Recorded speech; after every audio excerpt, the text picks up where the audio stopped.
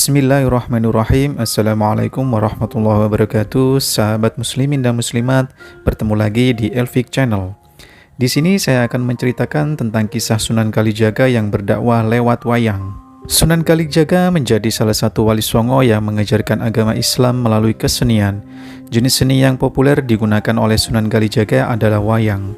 Sunan Kalijaga terlahir pada tahun 1450 Masehi di Tuban.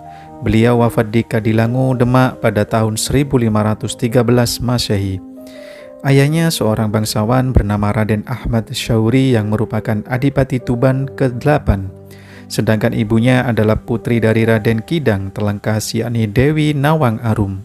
Beliau sangat berperan penting dalam penyebaran agama Islam, tak hanya di kawasan Jawa Tengah tapi juga Jawa Barat. Hal ini diperkuat dengan keikutsertaannya dalam pembangunan Masjid Agung Cirebon dan Masjid Agung Demak. Sunan Kalijaga memiliki nama asli Pangeran Santi Kusumo. Berhubung beliau adalah anak Adipati Tuban, maka namanya pun memiliki gelar sebagai Raden Mas Syahid. Penyematan nama Sunan Kalijaga ini ada alasannya. Jadi pada saat beliau menjadi murid Sunan Bonang mencoba mengetes kegigihannya. Caranya dengan menyuruh Sunan Kalijaga untuk menjaga tongkat Sunan Bonang yang sengaja ditancapkan di pinggir kali. Sunan Kalijaga pun menjaga tongkat tersebut selama berhari-hari tanpa meninggalkan tempatnya hingga Sunan Bonang datang kembali mengambil tongkatnya. Dari sinilah Sunan Bonang memberikan nama Sunan Kalijaga karena telah menjaga tongkat yang ditancapkan di pinggir kali. Ada juga yang mengatakan kalau nama Sunan Kalijaga ini didapat karena awal-awal masa berdakwahnya. Beliau memilih lokasi di desa Kalijaga dengan mayoritas penduduknya yang merupakan orang Indramayu dan Pamanukan. Berhubung tempat berdakwah pertamanya ini adalah desa Kalijaga, maka nama Kalijaga pun disematkan kepada beliau. Selain julukan sebagai Sunan Kalijaga, beliau juga menyandang banyak nama karena mahir dalam mendalang.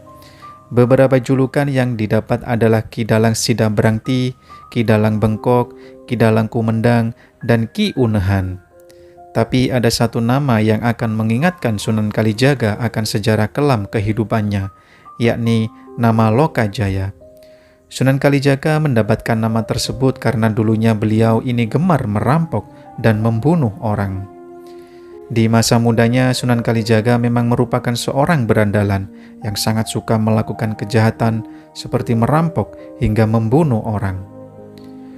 Perilaku yang dimilikinya ini sebenarnya ada alasannya. Pada waktu itu beliau merasa tidak terima dengan pemerintahan yang ada di Tuban. Para rakyat jelata kelaparan karena mengalami kemarau panjang, tapi pemerintah Tuban justru menarik pajak dan upeti dari mereka. Oleh karena itu, sebagai bentuk protes, maka Sunan Kalijaga memutuskan untuk merampok harta para bangsawan dan pejabat. Harta rampasan tersebut tak semerta-merta dinikmati oleh Sunan Kalijaga, tetapi beliau akan membagikannya kepada rakyat jelata. Perilaku tidak terpujinya ini pun berhenti setelah beliau bertemu Sunan Bonang. Pertemuan keduanya ini bisa dikatakan merupakan pertemuan yang tidak menyenangkan, karena waktu itu Sunan Kalijaga berniat untuk merampok Sunan Bonang yang sedang lewat di daerah Tuban. Setelah Sunan Kalijaga bercerita mengenai alasannya merampok, Sunan Bonang justru memarahinya dan melarangnya untuk melakukan hal tersebut lagi. Sunan Bonang mengerti maksud dari niat Sunan Kalijaga, tapi memberikan sedekah kepada orang dengan cara merampok orang lain sama saja dengan membersihkan pakaian dengan air kencing. Setelah bertemu dengan Sunan Bonang itulah Sunan Kalijaga lalu bertobat dan berjanji tidak mengulangi perbuatannya lagi. Beliau pun menjadi murid dari Sunan Bonang. Sunan Kalijaga saat dikenal oleh masyarakat sebagai pendalang yang handal, beliau bisa mendalang dengan sangat baik. Saat beliau mendalang tersebut, disisipkanlah unsur-unsur serta ajaran Islam. Jadi secara tidak langsung masyarakat akan mulai mengetahui tentang ajaran Islam. Melalui pertunjukan wayang yang digelar oleh Sunan Kalijaga, masyarakat Jawa yang pada masa itu sangat menyukai wayang akhirnya mulai berbondong-bondong untuk datang dan menonton pertunjukan wayang dari Sunan Kalijaga. Banyaknya penonton yang datang untuk menyaksikan pertunjukan wayang Sunan Kalijaga tidak hanya karena beliau mahir dalam mendalang, tetapi juga karena tiket masuknya ini gratis alias tidak dipungut biaya sepeser pun. Ini membuat semua kalangan masyarakat, terutama kalangan bawah pun bisa menikmati pertunjukan wayang sebagai hiburan tanpa perlu membayar. Tapi ada syarat yang diberlakukan oleh Sunan Kalijaga bagi orang-orang yang ingin menonton pertunjukan wayangnya, yakni mengucapkan 2 kalimat syahadat sebagai tiket masuk. Tentu tidak mudah bagi masyarakat Jawa yang pada saat itu menganut animisme untuk menerima ajaran Islam. Oleh karena itu, supaya masyarakat Jawa bisa menerima secara pelan-pelan agama Islam, Sunan Kalijaga pun memadukan naskah kuno dengan ajaran Islam dalam pertunjukan wayangnya. Naskah kuno yang dipentaskan seperti lakon Dewa Ruci, Layang Kalimasada, lakon Petruk, Menjadi Raja, dan lain sebagainya.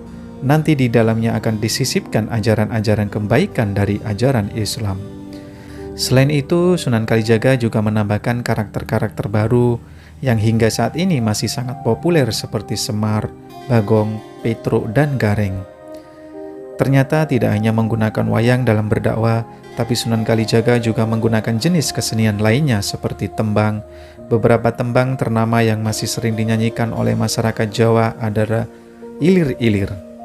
Dalam lagu ilir-ilir tersiratkan makna kalau kita diharapkan bisa bangun dari kesedihan, berjuang untuk mendapatkan kebahagiaan, mengumpulkan amalan kebaikan sebanyak mungkin, dan lain sebagainya. Selain membuat tembang, Sunan Kalijaga juga bekerja sama dengan seniman dalam membuat topeng, pakaian, atau pementasan, kesenian, dan lain sebagainya. Cara berdakwahnya ini yang menggunakan kesenian dipengaruhi dari ajaran Sunan Bonang yang juga sama-sama menggunakan seni dalam berdakwah.